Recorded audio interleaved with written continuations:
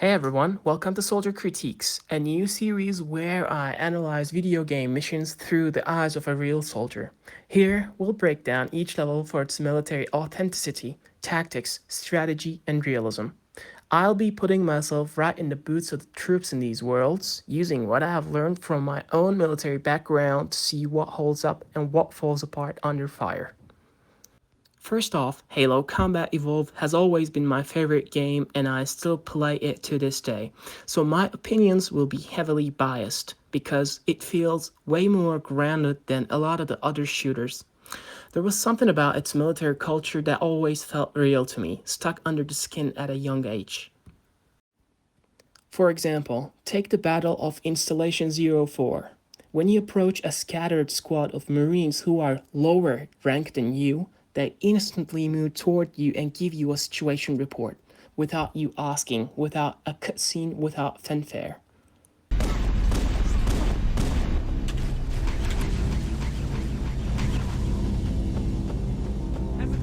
Thank God, Master Chief. I thought we were in real trouble. It's a mess, sir. We're scattered all over this valley. We called for evac, but until you showed up, I thought we were cooked. Don't worry, Sergeant. We'll stay here until evac arrives. Heads up! I got a Covenant dropship heading in! Over here! Found him!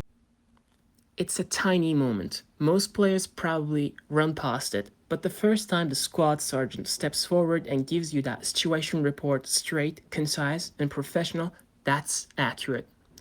That was real military behavior. That was respect for command structure, urgency under fire, and some communication discipline, all in one 3-second interaction. Now, yeah, it's not perfectly accurate because in reality, you wouldn't refer to someone who outranks you by their rank the way the Marines do in the game. But to me, that's negligible. The essence is right, the attitude is right, the culture is still right, and that's exactly what hooked me. And it's not only the cultural accuracy of the military that got me interested, it's also the world that it's set in. You are not fighting with endless resources backing you up. You're fighting a doomed guerrilla war, totally cut off from central command, totally isolated. You're basically a 1,200 soldier battle group, essentially one battalion holding alone. Not even a brigade-sized force. Resources are limited and logistics are scarce. And you're fighting against a whole Covenant army comparable to a small city with more than 110 ships filled with an unknown number of military personnel. Yeah, you're basically fighting impossible odds, and the desperation of the UNSC is very well portrayed in this game.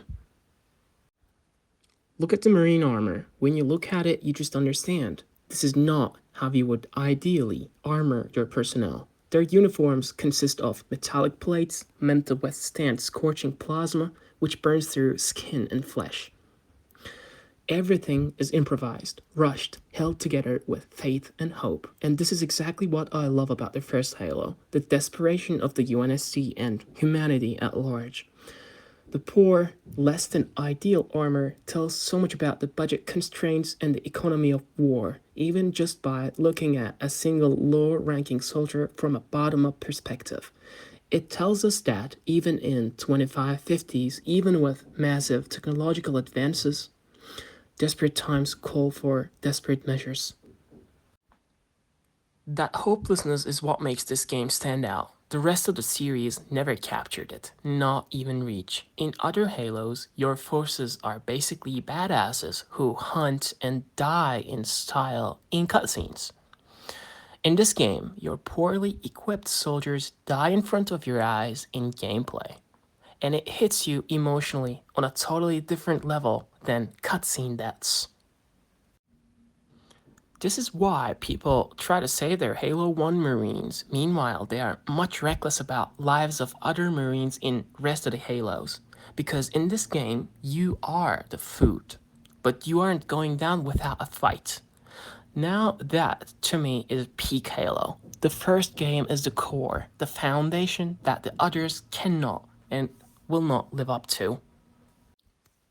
Alright, let's not drag this out. Mission Truth and reconciliation. Objective. Rescue a high-ranking officer from Covenant captivity and prevent a catastrophic intel leak. Location. Inside a massive Covenant military base with the size of a small city. Backup. None. Isolated. Cut off from Central Command. Reality. We are trying to save humanity from extinction by preventing the Covenant from extracting the intel that would collapse every remaining human front. Potentially species-level threat. This is not heroism. This is damage control at the edge of annihilation. So, a captured UNSC captain with full knowledge of fleet dispositions, encryption protocols, and location of Earth is a potential extinction event. So yes, we go in, even if the odds are trash, and this is basically a suicide mission. This is one of those scenarios where the mission is tactically questionable, but strategically mandatory. That's the exact reason I chose this level to analyze. The mission begins with a Pelican-born insertion of one fire team led by Master Chief at night. Now, here's where the first tactical issue shows up. How did we know this sector of the valley had relatively light Covenant defenses? How did we know the pinpoint location of keys inside a massive Covenant warship? We assumed drone intel, intercepted comms, AI analysis, and electronic and cyber warfare. Cortana can lock onto Key's neural signature once we're inside, but that does not change the reality. The cyanide transponder gives a probability cloud, not a room. Covenant electronic countermeasures can mask or spoof the signature. Even with a ping, we still lack floor plans, guard cycles, interior defenses, and extraction corridors. In short, the mission is improvisational and borderline suicidal, and it requires stealth insertion and aggressive on-the-ground adaptation, justified in a desperate war. And the insertion itself is a separate problem. The Pelican drops too close to enemy emplacement. It risks immediate contact, opens the bird to anti-air assets, and violates sound discipline.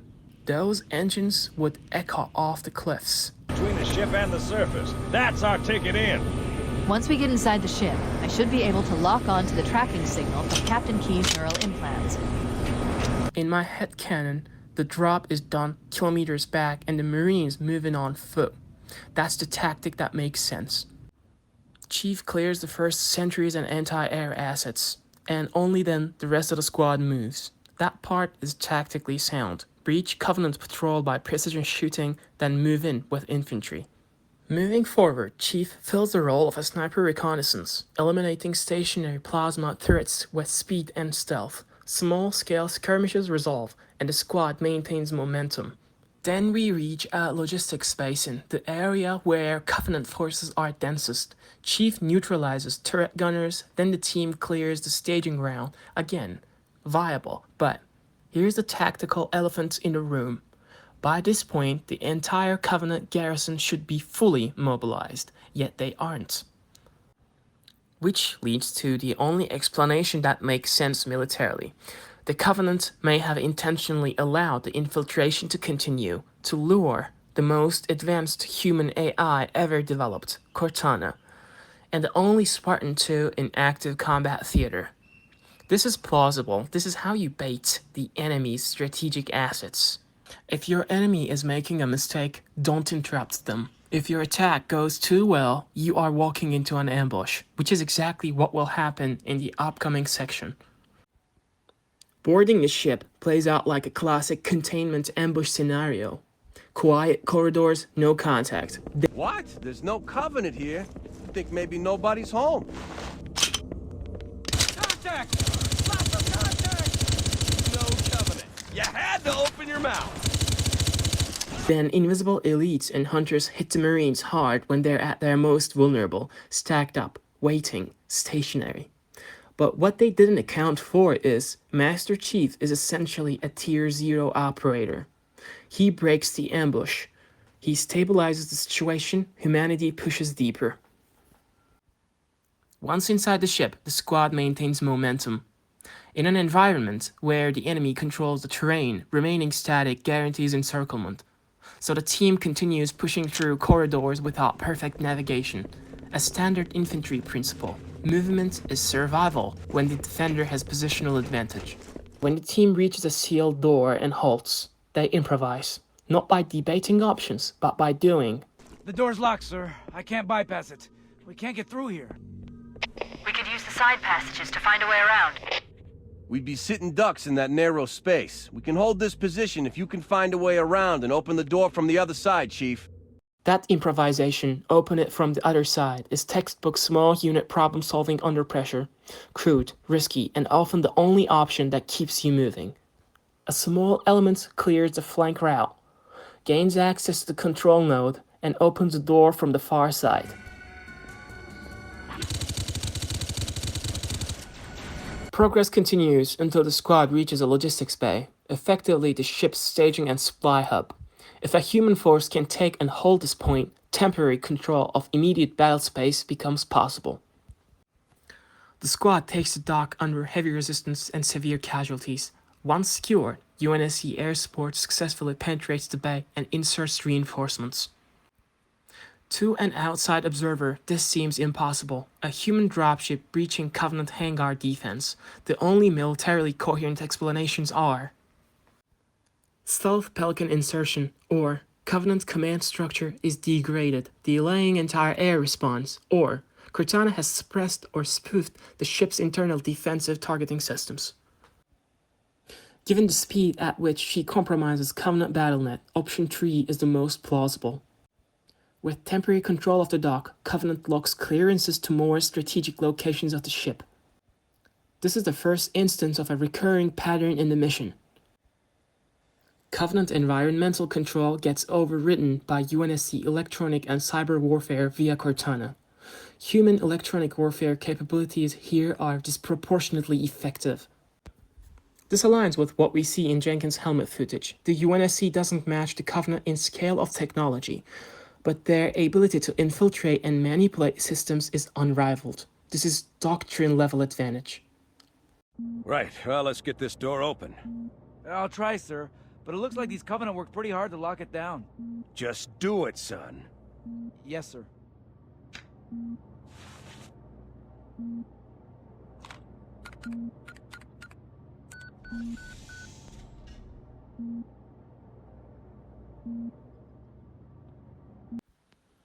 Cortana opens the door. The squad continues searching based on CNI transponder signal strength, which pushes the fight to the command center.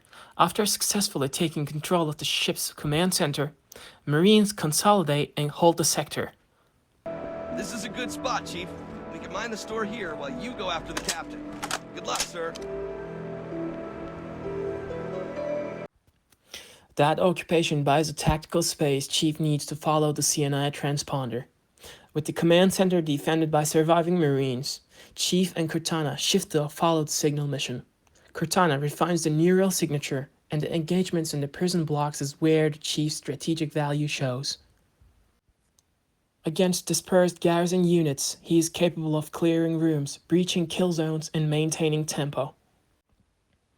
In gameplay, the Covenant focuses on retaking the command center rather than the prison, which explains the inconsistent resistance profile. In the detention block, the resistance is inconsistent. Covenant focus is elsewhere, attempting to retake the command center, and Chief exploits that operational window. He breaches the cells, releases keys and surviving personnel, and prepares exfil.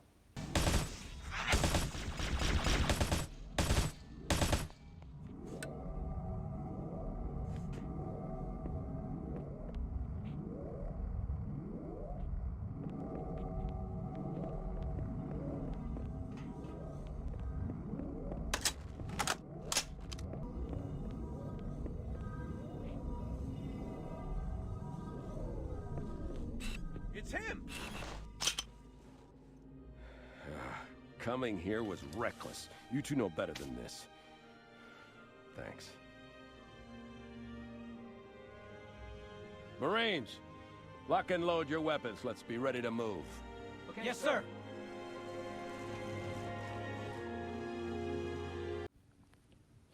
Falcon Exfil is denied by restored AA. Cortana to Echo 419. We have the captain and need extraction on the double. Negative, Cortana. I've been engaged by Covenant air patrols, and I'm having a tough time shaking them. You'll be better off finding your own ride. Sorry. Acknowledged, Foehammer. Cortana out. Control of the dock yields a captured spirit. Keyes, familiar with Covenant systems, pilots the craft. The team departs under fire. The operation is a tactical bloodbath and a strategic success. This outcome is a strategic victory disproportionate to the manpower used. It demonstrates something Halo CE understood better than any other title in the franchise. Humanity is outnumbered, under-equipped, under-armored, and outgunned, but refuses to die. And that's what makes this mission pretty.